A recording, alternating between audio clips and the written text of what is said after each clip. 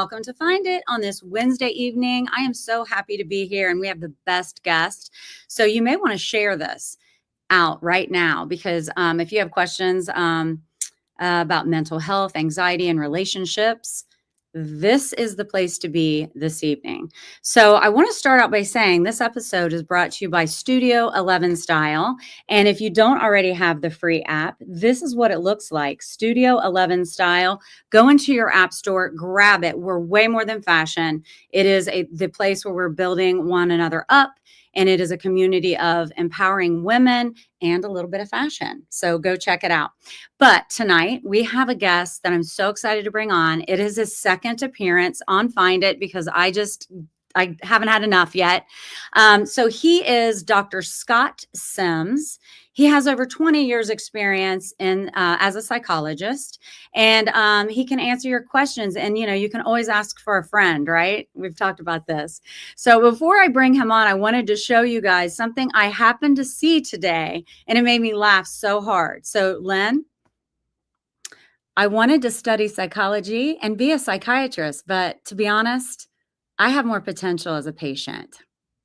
Okay, so before we bring him up, I would like to show his intro, and then Scott will be right back with us.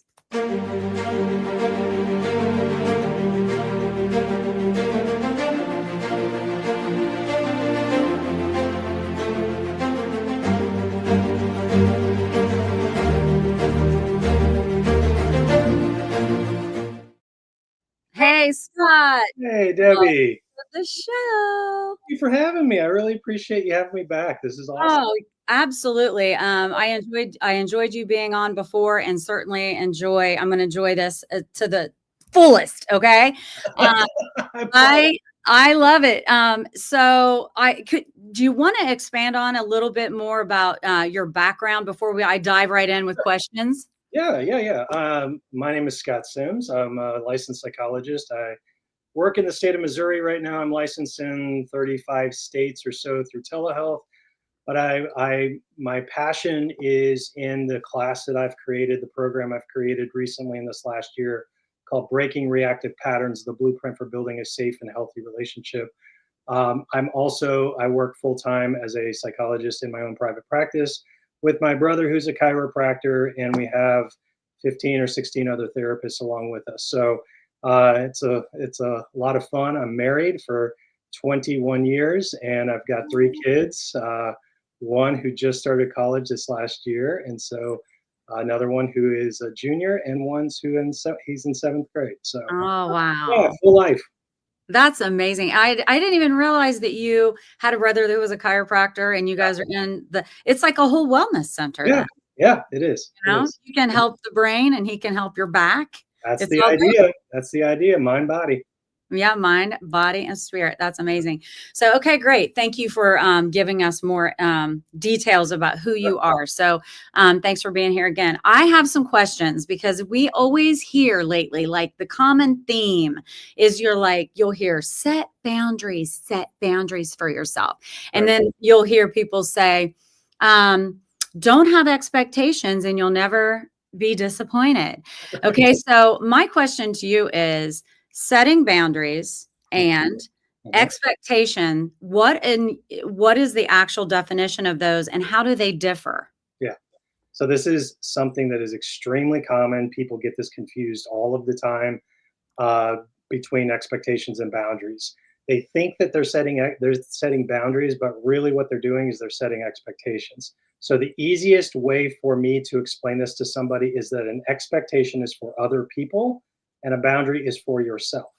So when you are setting an expectation— wait a minute, say that again. So an expectation is for other people, and a boundary is for yourself. Okay. So an example of that would be that if you are, say you're having a conversation with somebody in your life who is a little bit rambunctious, got a little bit of an edge to that person, an expectation would be that you need to talk to me with respect. I expect you to talk to me with respect. The boundary is that if that person continues to be disrespectful, that you take yourself and you leave. So I'm doing what I have to do to keep myself safe, because that's what a boundary is for. An expectation is I'm trying to communicate to you how I expect to be treated by other people.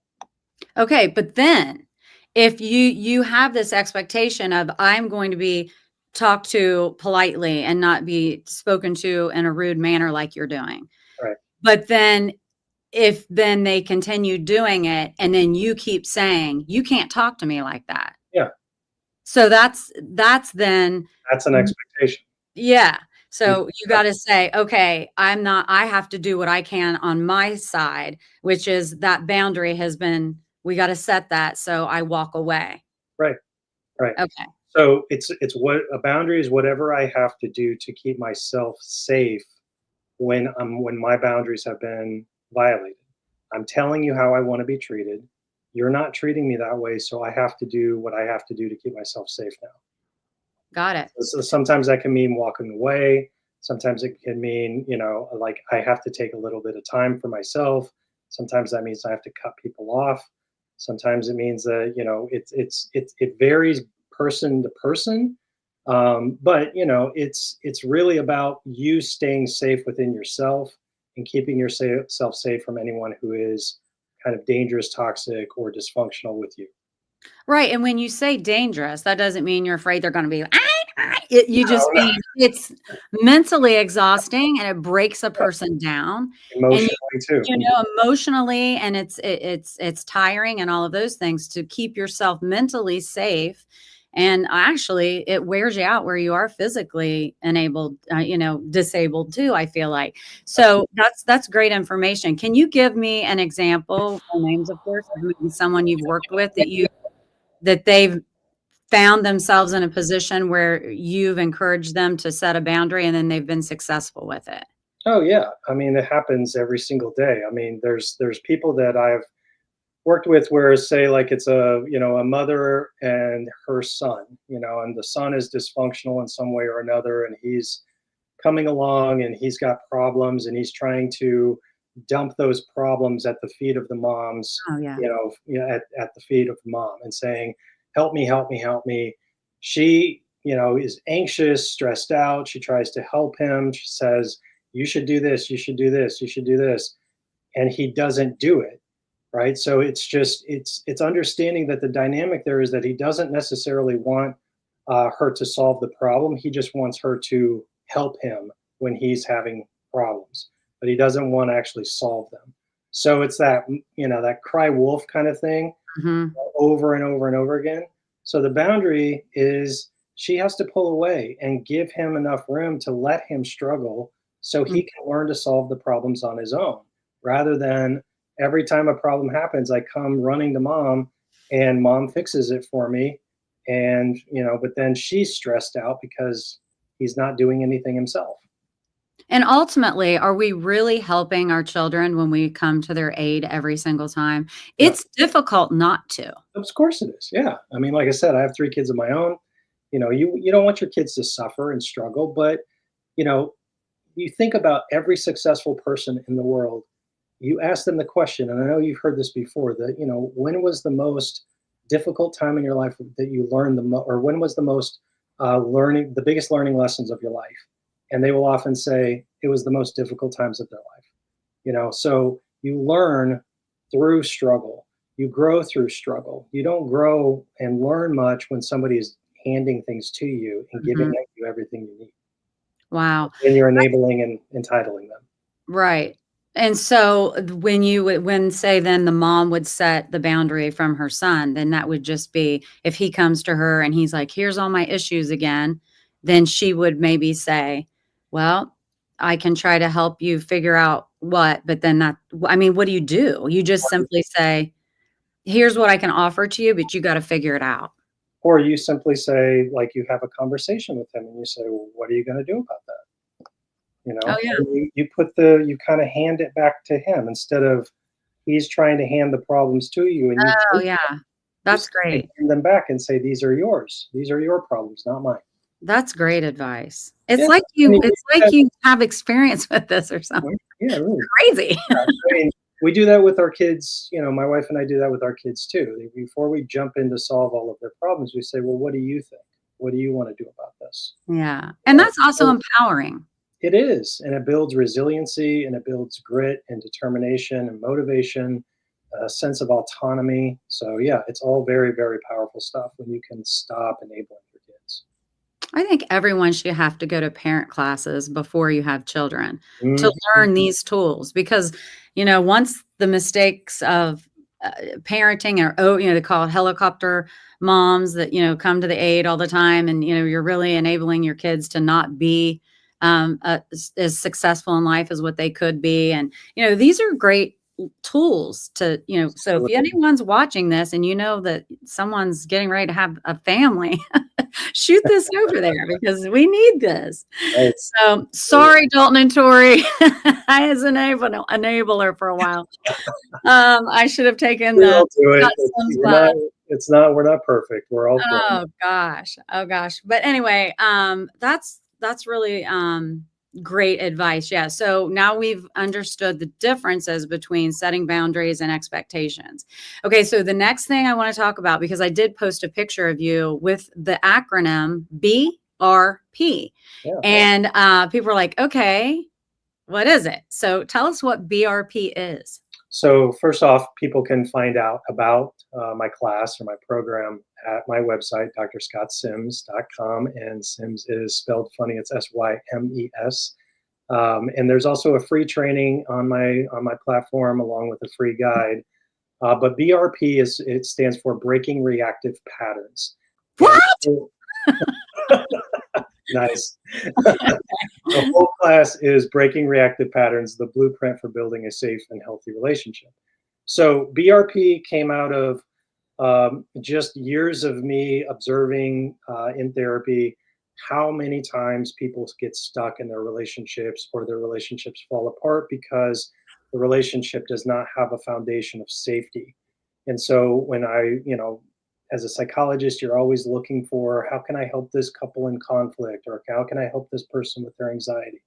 Well, really, a lot of that has to do with Maslow's hierarchy of needs, which most people know, Mhm. and safety is the second layer up outside of physiological needs. It's safety and security needs. And then on top of that sits love and connection. And so when we are talking about wanting to have a healthy relationship and wanting our relationship to grow and be in love and be intimate and be close, you have to have a foundation of safety. And what I find is that reactivity, when we are defensive, argumentative, critical, when we can't take responsibility for ourselves, we blame, shame, ridicule, guilt. We are reactive. We are in our reactive states, and that breaks the foundation down to where we lose our connection with love and belonging with our partners, and our relationship goes to pot. Okay. So then you educate the couples and offer this class, and that's cool that it's a master class for Yeah. you offer for It's a it's generally for one person, the person who is more reactive. okay. Sometimes I've had one couple join my group, and they're doing phenomenally well right now, I have to say. That's good. But it's really all about you as an individual. It's not about you as a couple, because your reactivity is your responsibility. It's not the relationship problem. Yeah, It is good. an individual problem. So what would okay, have you ever had a couple where both of them are reactive? Oh Or yeah. is well, that would be fire. You know what I mean? Like if one Yeah, person or the well, other person? and reactivity can be domineering, loud, intimidating, all of that, but it can also be avoiding and shutting down and quiet Ooh.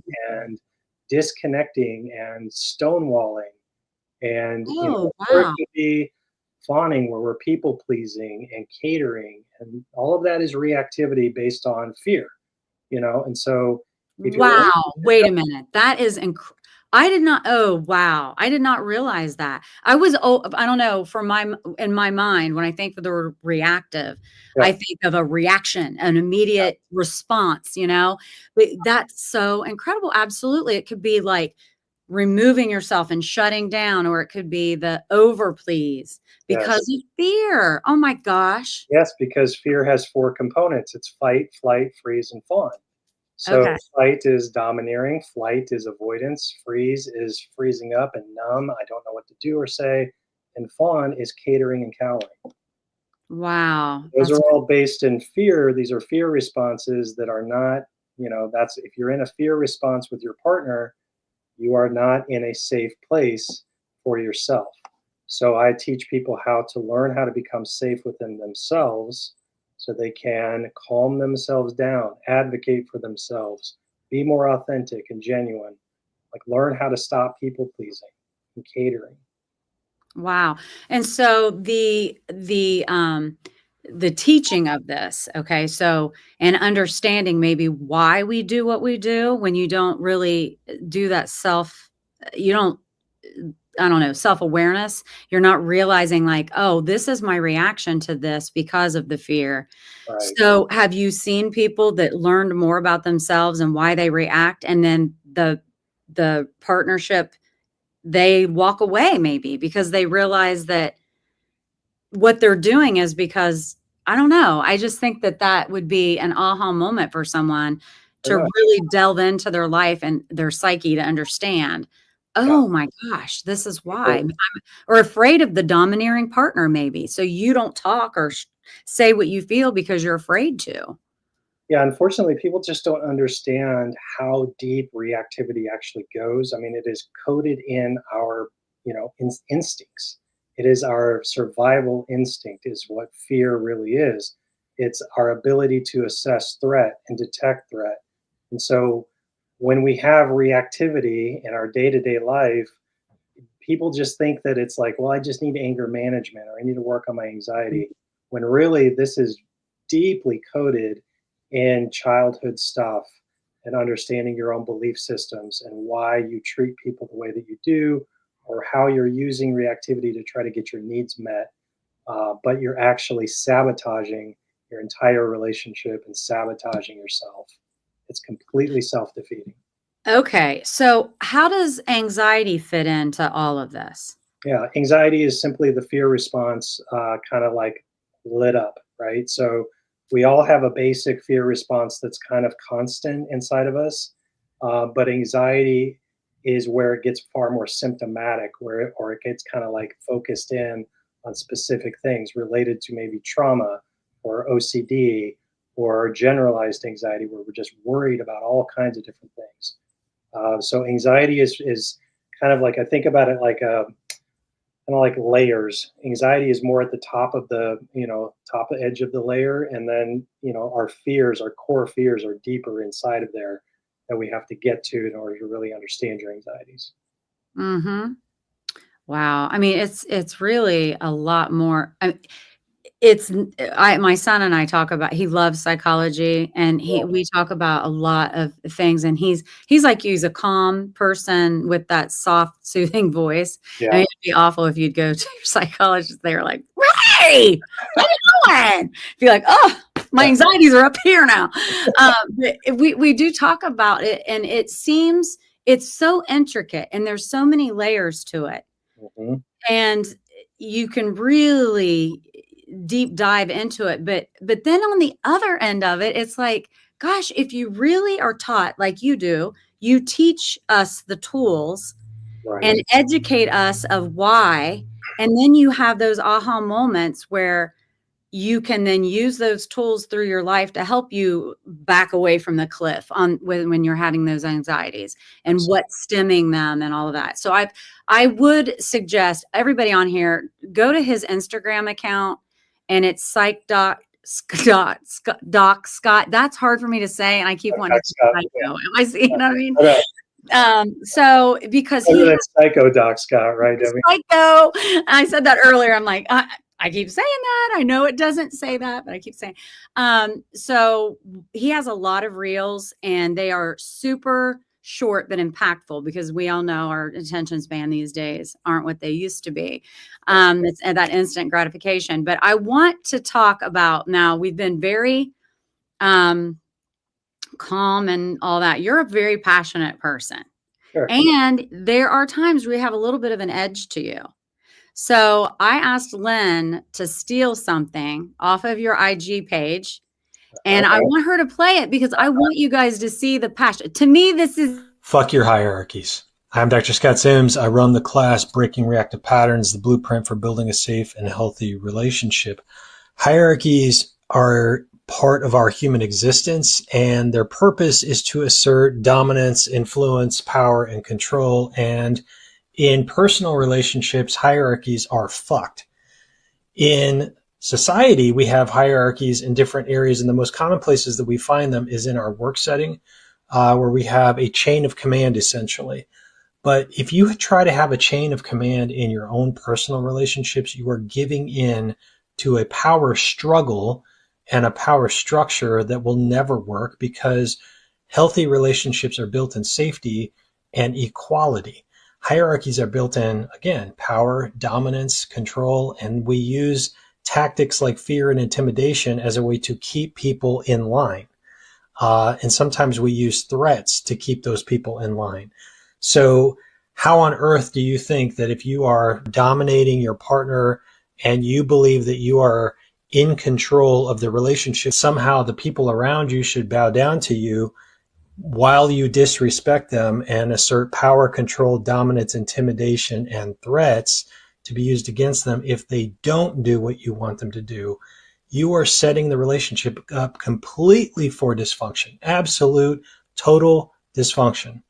Because the only option that the people in the relationship have at that point is to fawn, is to cower and cater to your dominance and control. So if you don't want your relationship to fail, you need to make sure that you are a safe person in the relationship and you are dropping any semblance of a hierarchy in the relationship. They don't work. They're dysfunctional. They create abuse, and it traumatizes the people who are beneath the more dominant person in the relationship. If you are interested in a masterclass on breaking reactive patterns, please go to my website or the links in my bios and sign up. The masterclass is free and it runs every 5 hours, so you can take it at any point. That's awesome. So I wanted to show that too, because if you look at his Instagram page, he has all the links in there for the masterclass as well. But I was like, that is passion. Okay. And so what is hierarchy? It turned me as red as my shirt in there.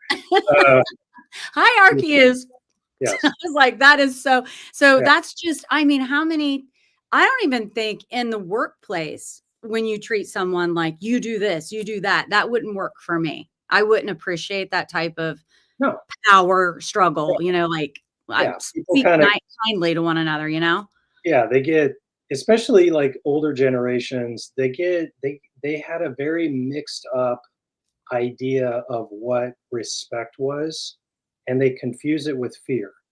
Mhm. So respect is not being afraid of somebody. Mhm. I think I know I was raised in that way of like, you respect your father, you respect your mother, under penalty of getting your butt kicked, basically. Yeah. you know, or getting the belt or getting spanked or getting grounded or something like that. So under intimidation and fear, rather than what respect really is that I see you, I value you, I see your worth, and I appreciate that. I'm empathetic with who you are as a person. So, if people intimidate you and threaten you at the workplace, you don't respect them. You think No. they're crooks. You think that you don't want to be around them. So, Mhm. so it's just one of those things that I think that I wanted to make that video because I felt like people just get that so confused too often. I loved it. And I'll check out what you have to say every once in a while. And when that one came on, it was like, oh, well, there we go. Let's just say how we feel. Okay. Right, right, right. I was like, that is how he feels. And I mean, but also Gotta when you assess myself are a little bit. in, that's okay. We got to get him back in focus. Yes. But when you have, patients, whatever clients, when you have them in the office too, it must get frustrating when you work with someone, and I'm sure not everyone gets it right away. Oh, And yeah. one of the, and you're also passionate about what you do and you really want to help people. But one of the other questions I have for you is, I'm kind of bouncing around a little bit, Lynn, but um, there are people who fight over the same things all the time. Yeah. Why does that happen? Um, Thing over and over, the same fight. yeah, believe me, it happens far more often than you think. So the main reason why that is like there's a power struggle. It kind of bleeds back over into that video that you just said or just played. Is that when we're operating inside of our relationships and we keep fighting over the same issue, what the main issue to me is that we are incoherent in one way. There's something that if we keep fighting over the same issue, it means that we're not seeing it in the same way. We're incompatible in that area in some way or another. And it's up to the couple to grow together, to come together to figure out how do we solve the problem of this issue because it's clearly an important issue in our relationship. Otherwise, we wouldn't fight about it so much. So the main things that I see people fighting over is like how to parent the kids, money, sex, just the like friendships, family, how we run the household, and things like that. So what couples get into those, they get into these bad power dynamics of like who's in charge and like you need to do it my way or you need to see it my way, and they get into this kind of tussle about it, trying to win, so to Yeah. speak, when in reality you're just sabotaging the relationship because you're just trying to be right about something and you're losing perspective on being safe and you're losing perspective on being connected, which is far more important than how the fucking dishwasher's loaded, right? Or how how much money we spend here or there, or how we parent the kids. None of that actually matters if we are completely disconnected.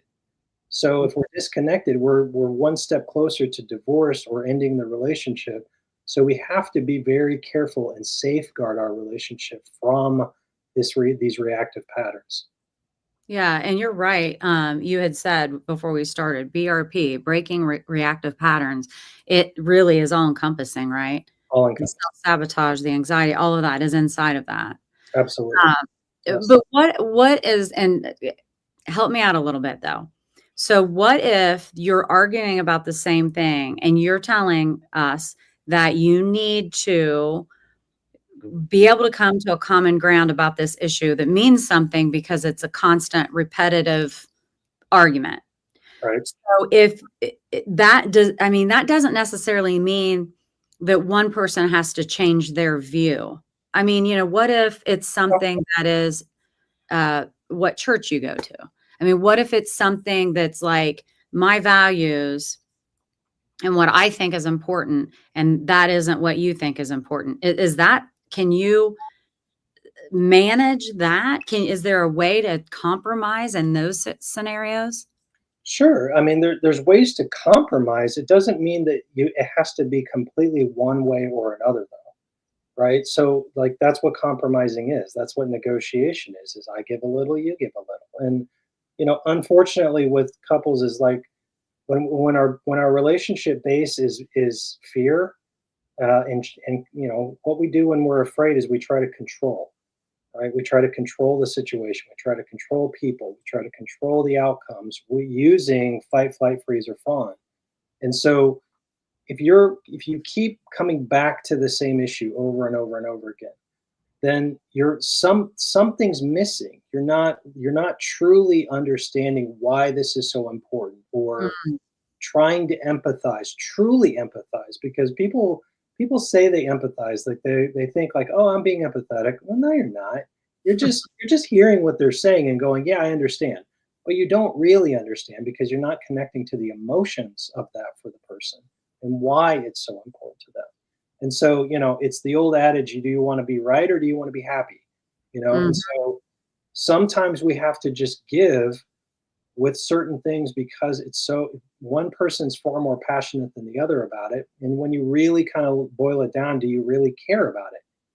Maybe not. Maybe you don't. Maybe you're just trying to fight just to fight because it's not the way you want it to be. If it is something that you genuinely care about, then I would say go see a therapist. If you can't get on the same page, go see a therapist and have that therapist help you work through it. Yeah, I think that's a great idea, and I think that I'm so glad that therapy has come a long way. It used to be something that people were kind of ashamed of, but I'll Right. tell you what, when I visit out in the LA area, by the way, prayers for them. I saw another new fire has come happened. I can't believe that. But when you go out there, like everyone has a therapist. I'm like, oh wow, okay.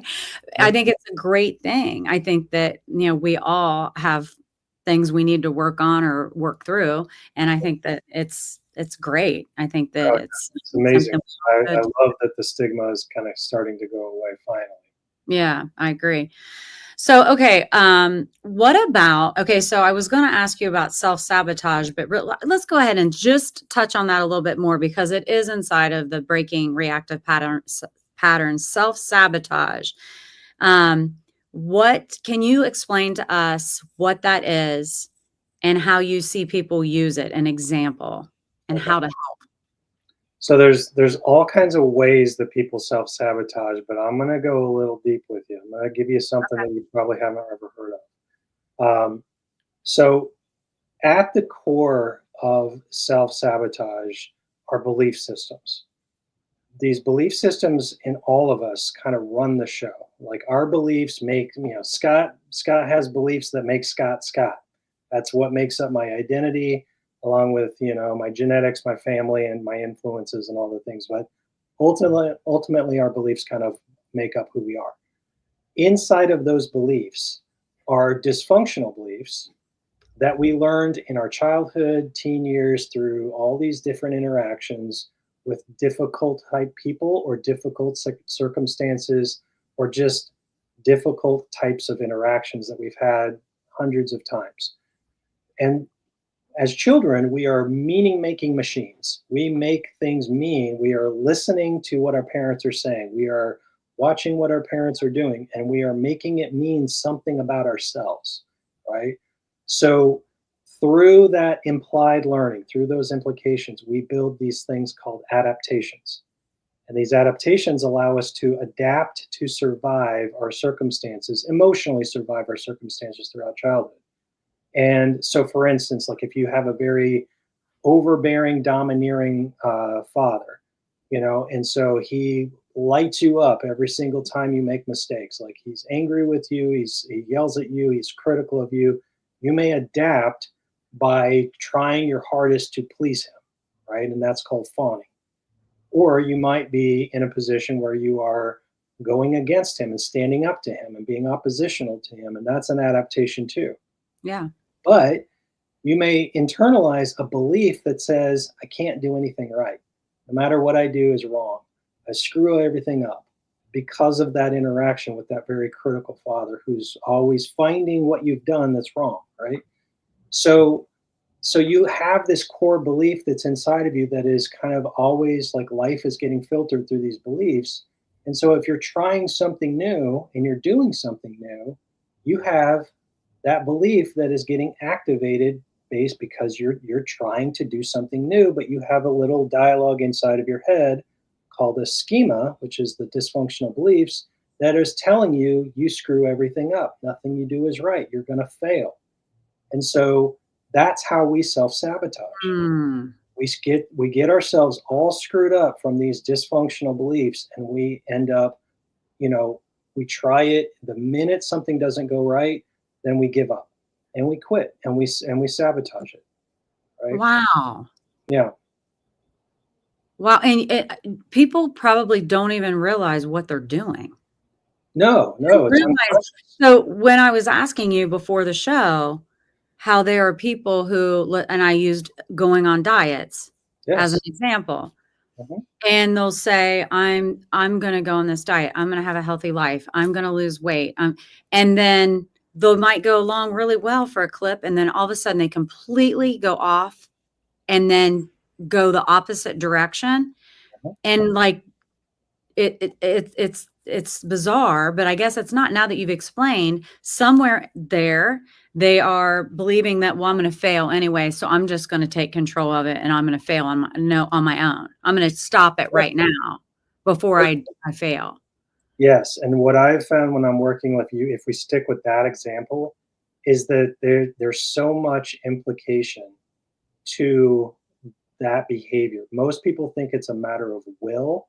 If I just will myself to eat right and exercise, you know, but then they find themselves, eating the bag of chips, and then they find themselves going by the donut shop or whatever it might be. Um, you know, there's this implied learning might be me looking with the patient at, what kind of messages did you get about your body growing up? What kind of messages were there in the family, especially if a person's coming from a family where everybody's overweight. It might be common that people kind of disparage people who are thin, or think less of people who are thin because, they think they're better than us or something along those lines, or they were put, mom was so concerned about daughter's weight that she put her on a diet when she was, 6 years old, and was all this micromanaging of her food. And so all of this implication and these adaptations and these beliefs got formed around food, around eating, around not eating, and I'm allowed to eat this and not allowed to eat that. That they come back, in spades when a person is trying to actually do something good for themselves. Mm-hmm. Wow. That's impactful. Now let me say, that's really good. Really Yeah. good information, great examples.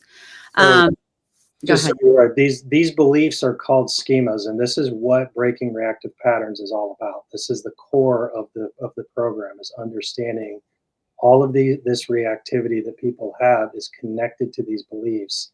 If you don't understand what your beliefs are, you cannot really change that behavior because you're basically just kind of like willing yourself to change it, but you're not changing the programming that's inside of you that is telling you to do it.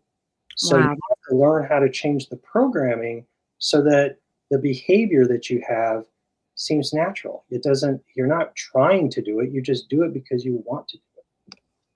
I bet when people uncover this in therapy with you, Yeah, I bet it can be pretty emotional. it's very emotional. Mm, Very because they're like, wow, and I understand why I'm doing the things I'm doing. That's the time that you can really make, impactful changes in your life, I believe. absolutely. Wow. Okay. So I wanted to ask about, because I do have adult children. So I'm interested in your perspective and help with navigating relationships with adult children in Okay. different ways. And what I had said to you, I think when you're a very involved mother, especially, Mhm, and then your children get older, mhm. and they're adults, they need to make their own decisions about things, but sometimes you still want to give your advice, and you still want the nurture will always be there, but also you feel like, I want to insert myself into the situation. I see something going sideways. I think maybe I need to help you get back on track. And then really that can come back to bite you. It's not going to always be good for your relationship with your adult children. That's just so in your experience and with your patients, what can you do to help us that have adult children? Okay. How many kids do you have? I have two. I have a boy and a girl. Okay, so you have adult children who were at one point little children. Right. And do when your kids were little, say they were elementary school age, and you would say to them, "It's time to go to bed. It's time to do homework. It's time to brush your teeth. It's time to do this." What was the predominant reaction? It's so funny that you're asking that, because as you're asking me that, I see my son being like, okay. And then my daughter being like, Yeah, I know. yeah, Her reaction, she was always a little bit more resistant to just do. She wanted to do it when she wanted to do it. right. There's some of your answers right there, right? So when we're talking about adult children, we're talking about the idea that you have to always begin with when it comes to adults is the same thing that we have to understand about children. No one, it doesn't matter how old you are, no one likes to feel controlled. We hate feeling controlled. Yeah. It's just kind of coded into who we are. We don't want to be told what to do. We don't want to have to go brush our teeth when you're telling me to brush my teeth. I want to brush my teeth when I want to brush my teeth. Right? So But sometimes when we're adults and we are trying to, or when we're parents and we're trying to teach them habits, we have to kind of like, lean on them and be like, no, it's time to do this, it's time to do that. Because children don't have a basic understanding of time. But when children turn into adults go, you kind of have a little bit of a mini hierarchy inside of your relationship, and you're the parent and they're the children. And as they become adults, you have less and less power over them. And now you're back to equality. Yeah. This, like, we are equals. So I don't control you, you don't control me. And so the same thing goes true for, you have to learn how to think of your adult children even as adults, and stop kind of thinking them as children, because they're not. They're adults. And so you treat them the way you would treat some of your best friends. You don't tell your best friends what to do and how to Yeah. do You it. don't? You might, That's why I only have one friend. maybe. Shoot.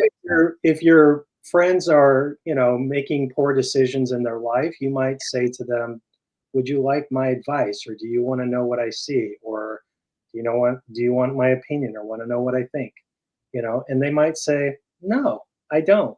You Yeah. have to go, okay, and you have to let it go, because that's not your life. And Yeah. so we have to learn how to be able to talk to our adult children in this kind of way, where you're asking them if they want your opinion, because you're not living their life and they're not living yours. And so we don't want to, I know myself, it's like when I turned 18, no one was going to tell me what to do. Like, I remember specifically feeling that way. Like, I felt that way since I was like a mid-teen. Like, I hated being told what to And do. I remember the first time you were on the podcast, you talked a little bit about your childhood, Mhm. and so that makes total sense. Yeah, yeah. So I You was, would feel that way. right. And so I wanted to be respected. If somebody was going to come to me and talk to me about me or my life, I want you to talk to me about me and my life, not tell me what to do. Yeah. Right? Just talk with me, have a conversation with me. If it's something that I'm doing wrong, I'll look at that. If it's your opinion about what I should be doing or shouldn't be doing, I will take that information in, but I'm going to make the decisions on my own, because they're my decisions. They're not anybody Now we else. know why hierarchy is fucked. Right. You are not gonna be told what to do. I love it. Okay. Sorry. I love it. I love it. Yes. So I think that it's simply just identifying for yourself.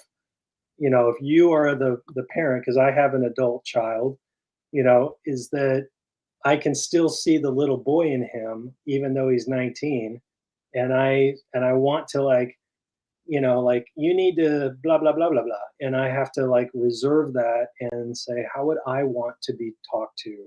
Yeah. Would I want my dad coming in and telling me, you need to do this and you need to do that? I'd be like, who the hell do you think you are? Get the hell Yeah. out of here. Do your children ever pull up any of your IG reels and say, "Remember when you said this?" Like, you know what I mean? Like, you have to, like, tote the line because, you give all this great because as a parent, you are going to have that emotion behind it. Oh You yeah. know, it's not like a patient, it's not like a client. It's difficult to do. I'm working on it. Okay? I'm working on it. Oh, me too. Yeah, I have. I mean, part of the reason I put this program together is because I've had problems with reactivity in myself, and when I really learned about what that was doing specifically with my wife, I had to really take a step back on myself and go, "Oh, I see where this comes from. I know exactly where it comes from. Yeah. It comes from back when I was a kid in my teen years, and I'm doing the very thing that I promised myself I wouldn't do." Mhm. And so I was like, well, if I'm doing it and I'm unconscious to it, then so many people are unconscious to it. And they have no clue that they're actually wrecking their own relationship, and they don't even know it. And Mhm. so that's how I kind of came up with the idea of putting together a whole program around it. That's so wise. That's really a good idea. And also, I think it's really I appreciate the honesty that you share and saying, I have issues with this. Of It course. me, I would want to talk to someone who's already been there and worked their way through it and Yeah. understand, more so even than someone who is just by the book. So you've lived it, you understand it, you've figured yourself out in more most ways. Oh goodness, Brittany. Brittany is going to be on. I was thinking of you, Brittany, when he was speaking about childhood trauma, Yeah. because she was a foster child and was adopted at 16 years old, and that's almost unheard of. Yeah. She says, I've been reading a book called Healing Your Inner Child, and it talks about basically reprogramming the inner child that has a childhood trauma. So I Yeah. feel like that's what you're kind of talking about, changing your unconscious beliefs that have been formed. Yes, that's exactly what I'm talking about. I know the authors of that book, the yoga couple, I think they go by on Instagram. Fantastic book. And that's exactly what I'm talking about, is understanding the unconscious reactive patterns that are kind of coded into your belief system to keep you safe. But they're immature and they don't work well when you're an adult. They actually end up sabotaging you. So when you understand what the schemas are and you know which ones you have you become so open and so aware, and you can learn how to be able to observe yourself in these reactive states and learn how to get very curious about yourself rather than reactive. And the more curious you become, the less defensive you become, because curiosity is the opposite of defensiveness. Wow. This is incredible. Brittany, I'm so excited that you are on here right now because I was thinking you need to follow him on Instagram and take his master class. I think that would be so cool. Brittany, you and I will talk about this later. She's going to be on the show next week. Okay, so I knew this would happen. When you come on, I just could go, like 2 hours later, I could still be asking you questions. But since we're right almost at the 50-minute mark, I'm going to go ahead and go into what I ask normally if I don't forget. Everybody that comes on here, because the show is called Find It, right? So what have you found in life that you can share to help us find it too? It could be anything. Mhm. So it's going to be the similar answer that I gave last time, right? But the core needs that we all have as human beings come back to the foundation of safety. So when you want love and connection, and you want to feel seen, and you want to feel valued, and you want to feel like you have worth in the eyes of other people, we have to always remember that you have to be a safe person in order for other people to see you as a loving person, to see you in all of the beautiful forms that you take, to see your value and to see your worth, and how quickly all of that gets shattered when you become unsafe, when you get reactive with people, when you start shutting down from them, avoiding them, shutting them out, you blow up at them, you just ruin all their perceptions of who you are as a person. So it's all very self-defeating. So come back to learn how to be safe inside of your own system, learn how to have safe beliefs, learn how to be at peace within yourself. And if I could say that would be it. That would be the one thing that I would want to help people find. Find it within yourself and be safe inside. I would love that. I will look into the master class. Brittany, that is awesome. Thanks very much. Yes. Oh, she is, and she's the sweetest and most kind person. And with everything that she's gone through, her middle name's Star, and I'm like, you are a bright star. She's the sweetest gal. So, well, this has been fun. And Yeah. maybe I have a reset on myself. So when I talk to my adult children, I'm going to not say you should or you shouldn't. Stay curious. Stay curious. Yes. Stay curious. Just say, tell me more What? about Ask that. everything as a question. What do you see yourself doing about this? What do you think's going to happen? All right. Yeah. Well, that's great. So once again, you can follow him. Oh, Natasha. Oh, this is your beautiful wife. He knows his stuff. Oh, He walks his talk. Oh, that's awesome. I believe you. I believe that he certainly does. thanks, guys. I saw that picture of you, and it's on the intro video, and I'm like, oh my God, she's gorgeous. She's so pretty. So, is she also a psychologist? She's a therapist. Yeah, she has her master's. She has her master's. I thought so. I thought I remember you talking about her Yeah. also being. So you guys could just really help one another. We Like, do actually. It's pretty nice. Like when I started going kind of like squirrely, she has to like pull me back down. really? Back here. That's awesome. So you're probably the couple that everybody's like, oh gosh, I got to go talk to Scott, or I got to go talk to his wife because they know their stuff. I bet you can't go anywhere without people and wanting advice. Well, that's why we stay home a lot. Well, I appreciate the honesty. I believe you too. I bet you probably feel like I don't have it. I don't have the energy. I've worked all day. I don't want to go out and help people too. That's I need a break. No, we love it. We are very social people. We love our friends. We Oh, love psychology stuff. yeah, I Yeah. bet. I can Okay, talk well, about relationships. go. Is there anything else that you want people to know before we head out? Check out my Psych.Scott handle is all of my social media. I'm trying to build my YouTube following, so I just started my YouTube channel. There's like 3 videos on there, but I do talk about there's a couple testimonials for my class, and my latest video was "Am I Toxic?" So it's a video about your own toxic behavior and knowing your own red flags. That's really cool. And on YouTube, is it under Doc Scott? It really looks good, but when I try to say it, I can't get it out. So it's all so good. The handles are all the same, so you'll be easy to find on any platform. Yep. Okay. Very good. All right, you guys. Well, thank you all for being here. And thank you again, Dr. Scott. We appreciated you being here. I think the invaluable information you've given us, if we use them and we really take notice and use them as a tool, we're good to go. Yep. Get his masterclass, guys. All right. See you guys next week. Thank you. Bye. That floats around me.